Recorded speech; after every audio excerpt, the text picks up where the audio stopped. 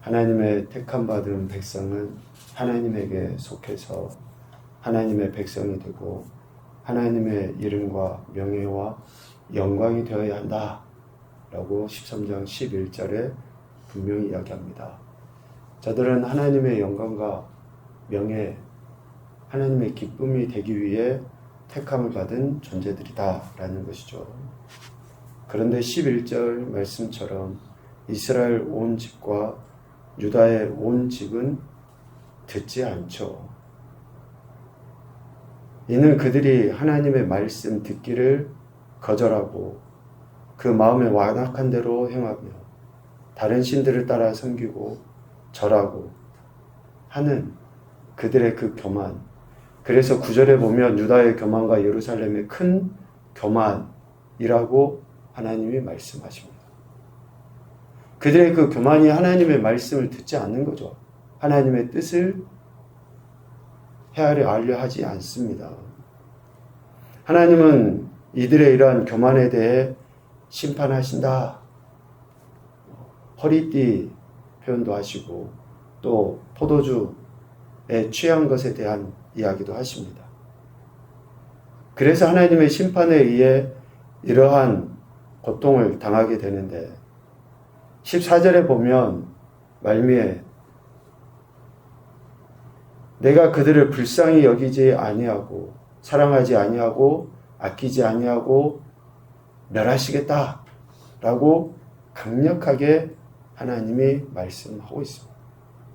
그러니까 하나님이 가장 싫어하는 게 교만인데 그 교만함 때문에 이러한 고통, 심판을 당하게 될 것임에도 불구하고 또 지금까지 당해왔음에도 불구하고 듣질 않는 거예요. 여전히. 그래서 오늘 15절 이하에 보면 하나님께서 14절에 이렇게 강력하게 경고하시면서도 또다시 저들의 그 교만에 대해 경고하시면서 돌이킬 기회, 심판당하기 전에 돌이킬 기회를 제공해 주시는 것을 보게 되죠. 15절에 보면 들을지어다, 귀를 기울일지어다, 교만하지 말지어다. 하나님이 이렇게 말씀하셨다 라고 예레미야 선지자를 통해 지금 이야기하고 있는 거죠. 교만으로 인해 썩어서 쓸 수 없게 된 그런 인생들 아닙니까? 또 포도주에 취해서 피차 충돌하고 폐륜적인 그런 죄악을 저지르는 그런 인생들에게 돌이킬 기회를 제공하시는 거예요. 하나님의 기대함이죠. 참 한량 없으신 그런 하나님의 사랑의 표현이 아닌가 싶은데 그러한 인생들에게 또다시 하나님의 기회를 주시죠. 들을지어다, 귀를 기울여라, 교만하지 말아라. 근데 이 말씀은 뭡니까? 교만하지 말라라고 하신 그 하나님의 말씀, 지금까지 계속 선지자들을 통해서 하셨던 야 제발 교만하지 말아라 고 했던 그 이야기에 그 말씀에 귀를 기울여서 좀 들어라. 그 이야기죠. 너희들에게 다닥칠 일은 어둠이고 발이 어두운 산에 거치는 것이고 바라는 빛이 사망의 그늘로 변하여 침침한 어둠이 되는 것인데 이러한 일이 일어나기 전에 16절에 이야기하는 것처럼 이러한 일이 일어나기 전에 좀 제발 교만하지 말라고 하신 하나님의 말씀을 귀를 기울여서 들어라 라고 이야기하는 것입니다. 유다와 예루살렘이 여전히 교만하여서 이 마지막 경고의 말씀도 듣지 않죠. 하나님의 말씀을 선포한 이만 애다른 거예요. 예레미야만 오늘 17절 말씀을 통해서 볼 때 왜 예레미야의 애칭이 눈물의 선지자인가? 라는 것을 알 수 있죠. 그렇게 하나님께서 심판하시겠다라고 이야기하고 그 심판이 있기 전에 돌이켜라고 강력하게 이야기하심에도 불구하고 여전히 교만한 그들을 보면서 예레미야의 마음이 어떻습니까? 17절 너희가 이를 듣지 아니하면 나의 심령이 너희 교만으로 말미암아 은밀한 곳에서 울 것이며 여호와의 양떼가 사로잡힘으로 말미암아 눈물을 흘려 통곡하리라.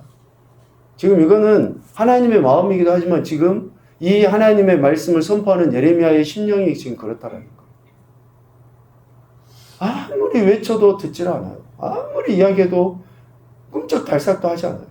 그러면서 계속 그 교만한 행태를 행하고 있어요. 그런데 그 교만한 행태의 결국은 뭡니까?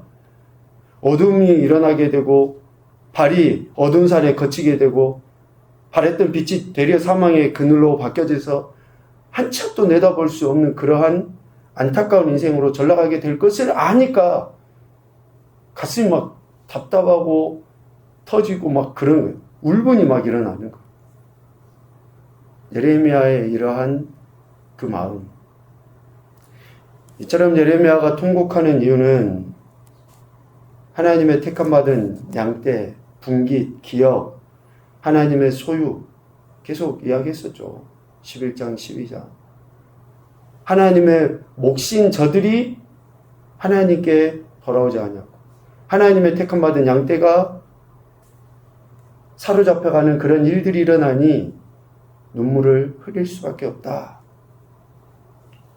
예레미야는 이스라엘 백성의 심판을 선포하지만 자신의 동족인 이스라엘의 이러한 어쩌면 최후의 모습을 보면서 결코 기뻐할 수 없는, 되려 슬퍼할 수밖에 없는 그러한 처지에 놓여져 있는 것을 보게 됩니다. 이것은 지금 이 시대에 목회자뿐만 아니라 모든 성도들이 가져야 될 마음입니다. 지금 이 시대를 보면서 교회에 뭐 소망이 없다, 믿는 사람들 왜 저러냐, 여러분 그런 이야기 들으실 필요 없어요.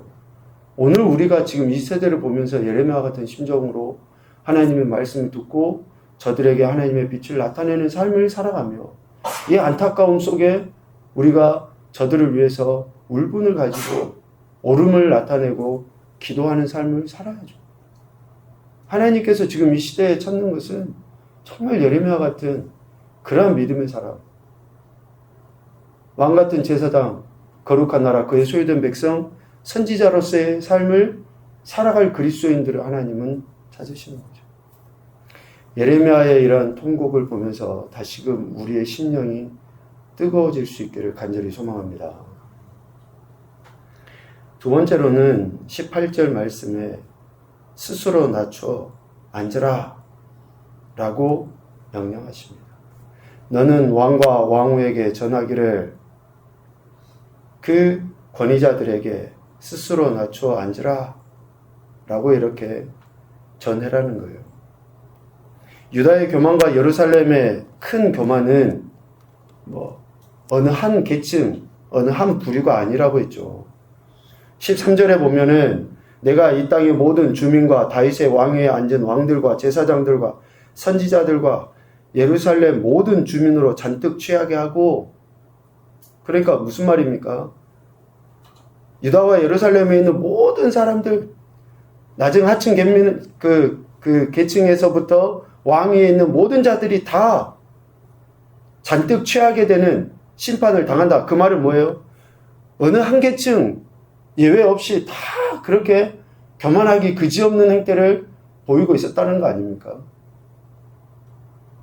그래서 하나님은 왕과 왕후가 영광의 면류관을 벗고 보좌에서 내려오고 스스로 낮추어 앉으라 라고 지금 예레미야 선지자를 통해서 명령하고 계시죠. 백성의 모범을 보여야 될 지도자들이 교만을 벗고 스스로 낮춰야 한다라는 겁니다. 여러분 세상 탓, 환경 탓 하지 마시고 오늘 우리가 하나님 앞에 스스로 겸손하게 낮추지 못한 것을 되돌아봐야 돼요. 내가 하나님 앞에 겸손하지 못한 것이 문제인 거지 상황이, 환경이, 사람이 문제가 아닙니다. 특별히 오늘 우리 그리스도인들은 너희는 세상의 소금이고 빛이라고 하신 그 하나님의 예수 그리스도의 명령을 받은 자들이에요. 우리가 교만하면은 빛을 나타내 볼 수가 없습니다. 소금을 드러내 볼 수가 없어요. 우리에게는 이미 영광의 면류관이 있죠. 그 관, 그래서 구원받았다는 것에 취해서 사는 것이 아니라 구원받은 자답게 하나님의 말씀을 내 삶에서 살아내는 것이 더 중요한 거예요. 천국 가는 거, 그래 천국 가죠. 그러나 천국 백성답게 지금 이 땅에서 우리가 어떻게 사느냐? 왕과 왕후가 그 관을 내려놓고 스스로 자기 자신을 낮춰야 된다. 그런데 여러분 이 말씀을 18절 말미의 말씀을 봐보십시오. 관 곧 영광의 면류관이 내려졌다 하라. 이 내려졌다라는 말이 뭐예요? 저들이 쓰고 있는 관이 자기 스스로 내린 게 아니라 그들의 교만함으로 인해서 자기들이 의지하고 있었던 모든 악한 이웃들에 의해서 그 면류관이 스스로 스스로 내린 게 아니라 내려져 버렸다라는 거예요. 내려져 버렸다. 그러니까 내가 내려놓은 게 아니라 내 지위와 명예와 이런 것들이 다른 악한 이들에 의해서 내려졌으니 겸손히 낮추지 않을 수 없는 상황에 놓였더라. 여러분 우리가 인간관계를 맺으며 살아갈 때도 저 사람 저렇게 그러니까 소위 그러잖아. 할 형편이 아닌데 저 사람 저렇게 교만하지 않아야 될 텐데 하는데 그가 계속 그렇게 교만한 것을 보면 어때요? 이해가 안 되잖아요. 상황이 자기 스스로가 아니라 악한 이들에 의해서 영광도 뺏기고 면류관도 뺏기고 모든 상황들이 그렇게 낮아지지 않으면 안 될 상황이에요. 그런데도 그렇게 교만하게 보이고 있다는 거죠. 왜 저들이 영광의 면류관이 내려졌습니까? 19절, 20절에 보면 성읍들이 봉쇄되어 열자가 없고 유다가 다 잡혀가서 온전히 잡혀가게 되고 북방에서 오는 자들에 의해서 이런 모든 양떼들 빼앗기게 되고 21절에 보면 너의 친구 삼았던 자를 하나님께서 저들의 우두머리로 세우셔버려요. 사람을 의지했는데 그 사람이 되려 우리에게 해를 가하는 그러한 일들로 인해서 저들의 면류관이 내려져 버린 거예요. 그러니까 겸손하게 낮아질 때까지 하나님이 낮추셨는데 그런 모든 상황들을 통해 아직까지 자기가 왕이네, 왕후네. 그래서 스스로 낮추어 앉으라 라고 말씀하신 거죠. 택함을 받았으나 여전히 교만한 자들이 행한 그러한 일들, 어떤 일입니까? 27절에 보면 너의 간음과 사악한 소리와 들의 작은 산 위에서 네가 행한 음란과 음행과 가증한 것, 이것으로 말미암아 27절 말미에 화 있을진저 저들이 화를 당하게 되는 겁니다. 26절에 보면 치마가 들쳐지는 수치를 당하게 됩니다. 여러분 저들은 즉 유다와 예루살렘의 그 교만은 하나님과 우상을 섬기는 거였죠.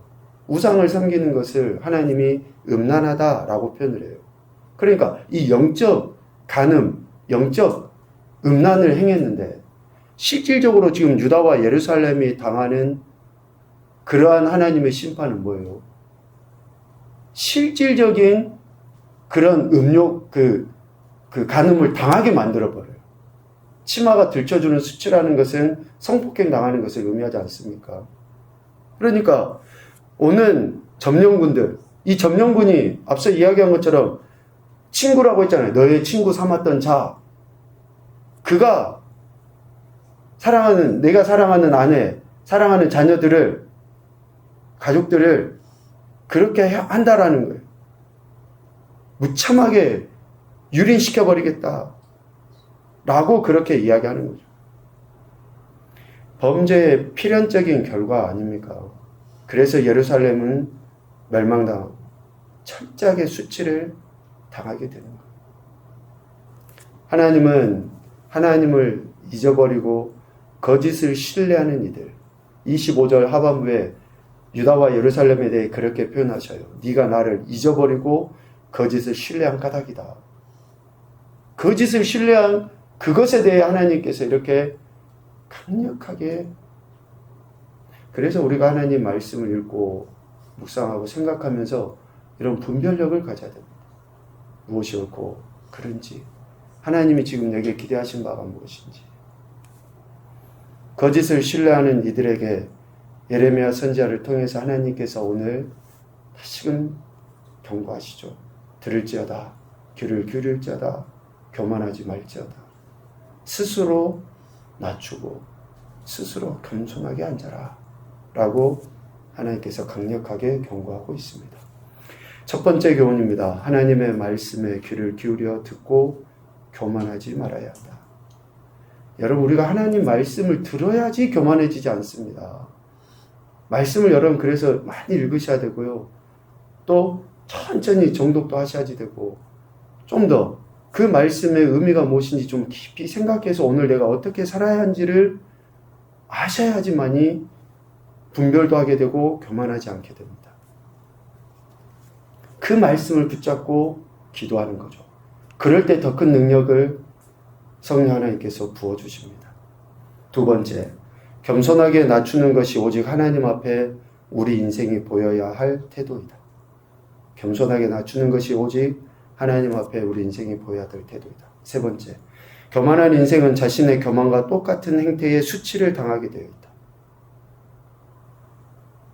교만한 인생은 자신의 교만과 똑같은 행태의 수치를.